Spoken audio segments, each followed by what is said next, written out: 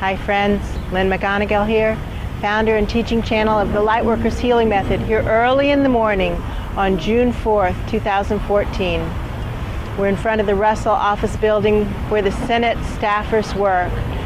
Yesterday we had this fabulous experience of working where the House staffers worked to just clear the space. It was amazing. It was such transformative work for us, working for a group healing for people who have come to Earth to make a difference and who are living small, who feel their hands are tied, helpless to make a difference. So the assignment for today is to do the same here in the Russell Senate office building, or for the Russell Senate office building. There are important souls who work in this building, who have come here to make a difference. And maybe, just maybe, we can clear the space enough that they can wake up and step into their destinies. And wouldn't that be amazing?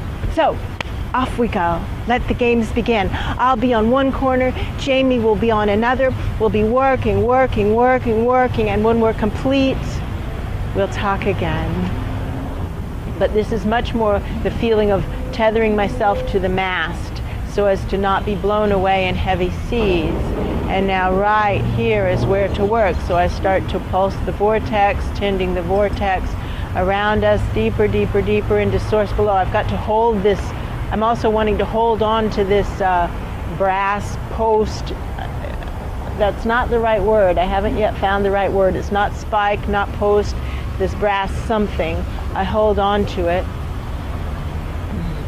with my own effort, making sure that I don't rely on that I'm not expecting something else to do my work for me. This is my work to do, to stay right here. And I'm not going to check off the boxes complete and go home after today. Don't get me wrong. Our assignment is through December 31st.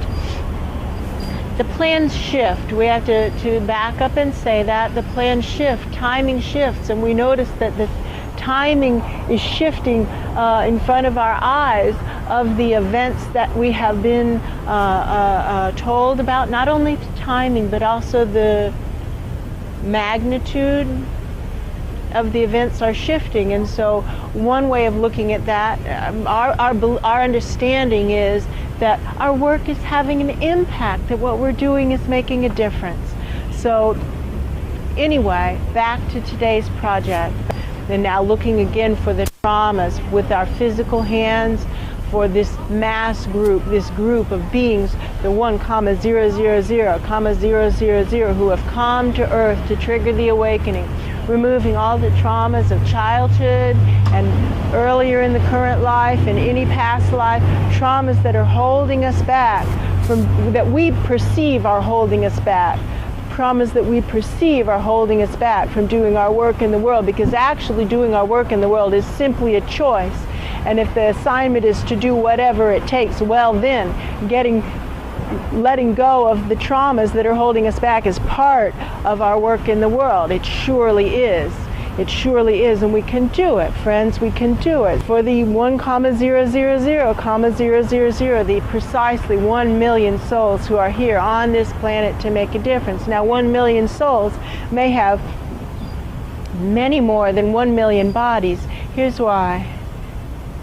A powerful choice for powerful souls is to have multiple bodies going at any one time in the hope of getting one body-mind trained well enough to let the soul actually fulfill its purpose and live its destiny.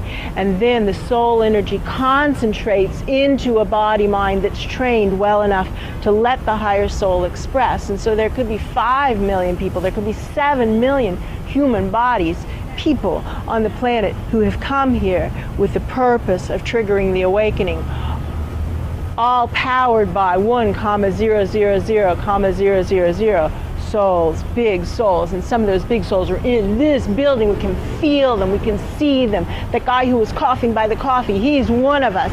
He is one of us. He's an important person. He's an important person. If we can just wake him up. So we can't force the healing on anyone or anything. We're not trying to heal that person, quote unquote. That would be energy rape. that's inappropriate, but we can use him as a barometer.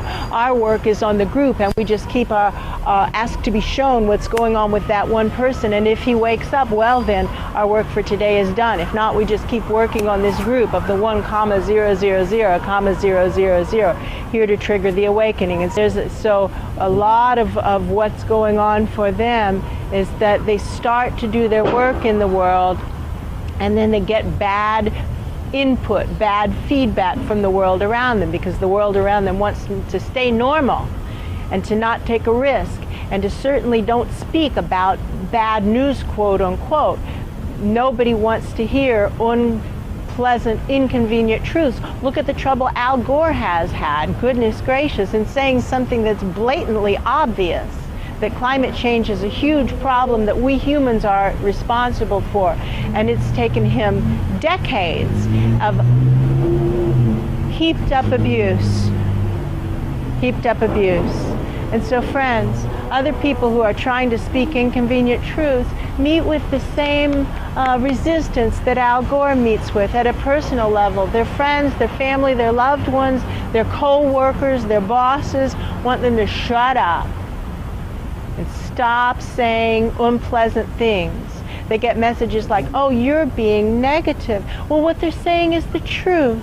And so we're helping now by clearing the energy around these people who have come to make a difference, spreading there's a bunch of light here that can be now integrated into their environments. That's what we're doing, integrating the light into their environments so that they feel just a little bit more comfortable in speaking up. Now friends, this is still going to take a huge amount of courage.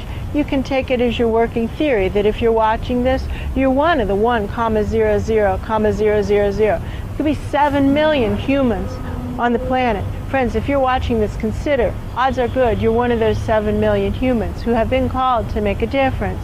And that it's hard to speak up because people don't like to hear it. They don't. But it's still important to speak up. It is, and what matters most is to keep the awareness in your heart.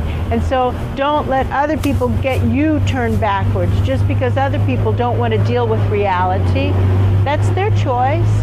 You can stay in touch with what's real, and what's real is that we're on a collision course with disaster, but that there's still time. However, now is the time. Now is the time. You can do it. You can do it. You can do it. So now our videographer is going to walk around the building to where Jamie is catty-corner from me. She's working on the same goal. We're working on this group healing. True change requires that we let go of the things that we think we need. Chances are that's what's choking us, holding on tightly to the things we think we need. So to let go of that, not my will, just divine will. Not anyone else's either, but not my will.